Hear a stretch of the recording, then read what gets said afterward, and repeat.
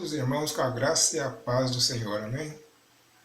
A palavra do livro de Mateus 12, versículos de 1 a 8, e o tema é Jesus em defesa dos discípulos. E naquele tempo, passou Jesus pelas searas em um sábado, e os seus discípulos, tendo fome, começaram a colher espigas e a comer. E os fariseus, vendo isto, disseram-lhe: Eis que os teus discípulos fazem o que não é lícito fazer num sábado. Ele, porém, lhes disse: Não tendes lido o que fez Davi quando teve fome, ele e os que estavam com ele? Como entrou na casa de Deus e comeu os pães da proposição, que não lhe era lícito comer, nem aos que com ele estavam, mas só aos sacerdotes? Ou não tendes lido na lei que aos sábados os sacerdotes no templo violam o sábado e ficam sem culpa? Pois eu vos digo que está aqui quem é maior do que o templo.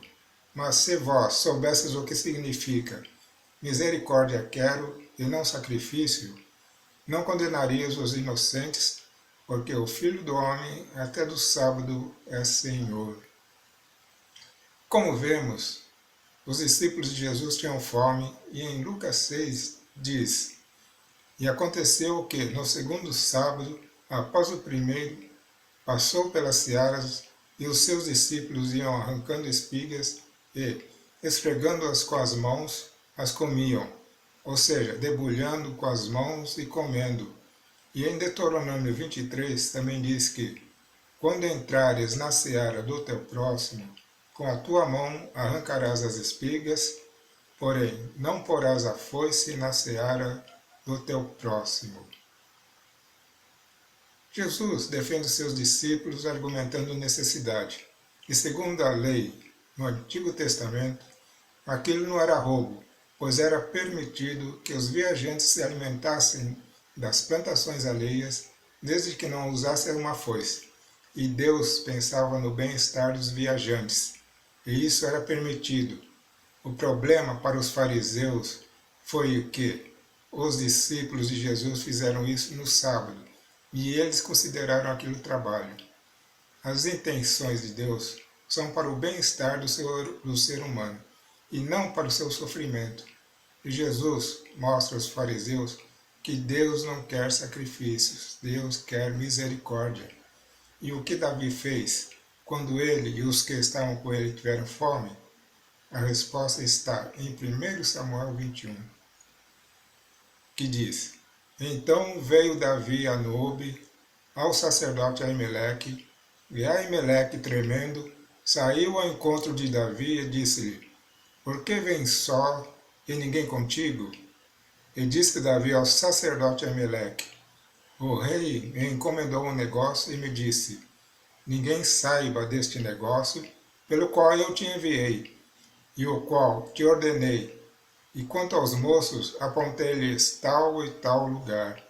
Agora, pois, que tens à mão, dá-me 5 pães na minha mão, ou o que achar. E respondendo o sacerdote a Davi, disse: Não tenho pão comum à mão, porém tenho pão sagrado, e se ao menos os moços se abstiveram das mulheres. E respondeu Davi ao sacerdote, e ele disse: As mulheres, na verdade, se nos vedaram desde ontem e anteontem. Quando eu saí, os vasos dos moços eram santos, e de algum modo é pão comum, sendo que hoje santifica-se outro no vaso. Então o sacerdote lhe deu o pão sagrado, porquanto não havia ali outro pão senão os pães da proposição, que se tiraram de diante do Senhor para se pôr ali pão quente no dia em que aquele se tirasse. Jesus lembra aos fariseus que Davi e seus homens, quando tiveram fome, comeram os pães que ficavam no templo, e que apenas os sacerdotes podiam comer. E em Marcos 2, 26 também diz que, como entrou na casa de Deus, no tempo de Abiatar, como o sumo sacerdote, e comeu os pães da proposição, nos quais não era lícito comer, senão aos sacerdotes, dando também aos que com ele estavam. Isso ocorreu nos dias de Abiatar, o sumo sacerdote, e Davi, oficialmente foragido, partiu para Nob. Seu objetivo era conseguir a ajuda de Elimeleque. Se Davi, naquela época, não precisasse viver no exílio, não precisaria ter feito todo esse pedido. E Jesus também diz: ou não tendes lido na lei que aos sábados os sacerdotes no templo violam o sábado e ficam sem culpa fazendo o trabalho servil? Nos tempos atuais, vamos na padaria para comprar pães. Portanto, os padeiros estão trabalhando. Você precisa lavar o carro, pintar a casa, fazer uma mudança, cuidar da sua horta, ou lavar até o cachorro. E tudo isso é trabalho. Você não fica sem fazer absolutamente nada, não é mesmo? E naquela época também não poderiam ser apresentadas as duplas ofertas exigidas no dia de sábado. Em Números 28:9 diz: porém, no dia de sábado oferecerás 2 cordeiros de 1 ano sem defeito. E também não poderiam ser preparados e apresentados todos os sábados de manhã os pães da proposição recém-assados, sem o trabalho servil da parte dos sacerdotes, para não falar da circuncisão que tem que ser realizada pelos sacerdotes naquele dia, quando o 8º dia da criança cai em um sábado. Pois eu vos digo que está aqui quem é maior do que o templo. Jesus, sendo um mensageiro enviado por Deus, era maior, ou seja, superior a toda e qualquer regra que os fariseus pudessem criar. As regras que foram criadas e apenas representavam uma visão distorcida de Deus. Jesus conhecia profundamente Deus e vivia em comunhão com Ele, e por isso era superior a qualquer dessas regras. Os fariseus criaram 39 regras para dizer o que podia e o que não podia ser feito no sábado, e transformaram a ideia em passar um tempo com Deus num conjunto de regras.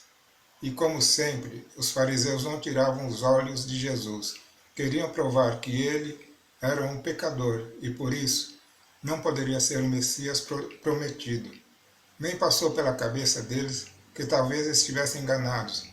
Estavam tão preocupados com a obediência às regras que não enxergaram a grandeza de Jesus. Lá no versículo 7, Jesus usa uma das citações do profeta Oséias: quero misericórdia e não sacrifício, e o conhecimento de Deus mais do que os holocaustos. As Escrituras reconhecem em toda parte que as observâncias cerimoniais devem vir antes dos deveres morais, mas o nosso Senhor acrescentou uma aplicação específica deste grande princípio à lei do sábado, preservada apenas em Marcos 2:27, e diz: e ele lhes disse: o sábado foi feito para o homem, e não o homem para o sábado, porque o Filho do homem até o sábado é Senhor. O sábado era um dia dedicado a Deus, e Jesus era Filho de Deus. Portanto, era dono do dia de sábado. O sábado representa 3 aspectos da relação de uma pessoa com Deus. Em Êxodo 20, o relaciona como um símbolo da soberania de Deus diante de todo o universo criado.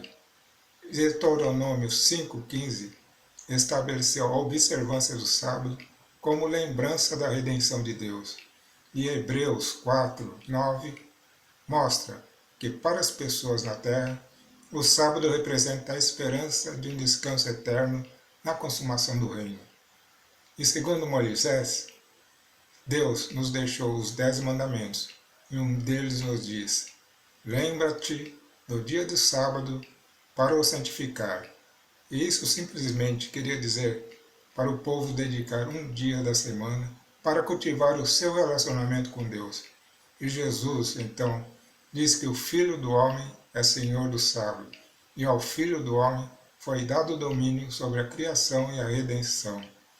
Assim também, ele tem domínio sobre o sábado, o sinal da sabedoria de Deus na criação e redenção. A lei do sábado tinha o sentido de consagrar aquele dia a Deus, recompor as forças a energia da semana trabalhada, em reconhecer o Criador, o Senhor de tudo, Senhor das nossas vidas, e reconhecermos parte da sua criação, que também precisava repousar. Deus descansou da sua obra criadora, e o sábado era então sinal para se ter uma vida plena, preparar um povo bem disposto e fiel para a vinda do Messias. Mas os fariseus se esqueceram de uma pergunta importante: o que Deus realmente quer? Qual é a sua vontade? A vontade de Deus que Jesus veio ensinar é: quero misericórdia e não sacrifício. E realmente, não há uma proibição no Antigo Testamento quanto a curar no sábado, mas é sempre legítimo fazer o bem. E o problema era que os fariseus observavam o sábado de maneira incorreta. O que deveria ser um regozijo transformou-se num fardo. E em muitos trechos da Bíblia, Jesus diz que o amor a Deus e ao próximo deve estar acima das regras, e um deles é: ame o próximo como a si mesmo. Amar o próximo é agradar a Deus. E sem o amor, que nada faremos tem valor. De nada adianta ficarmos presos a regras se não tivermos amor em nossos corações. Amém? Farei uma oração e uma bênção a vocês. Deus misericordioso, que em teu imenso amor de Pai enviaste o seu amado Filho, nosso Senhor Jesus Cristo, para nos trazer a salvação. Abençoa todas as famílias com tua infinita bondade. Conceda-nos saúde e tranquilidade, de noite e de dia. Dê-nos força, paz e alegria em nossos corações. Em nome do Senhor Jesus. Amém. A paz a todos, onde estiverem, e que Deus os abençoe.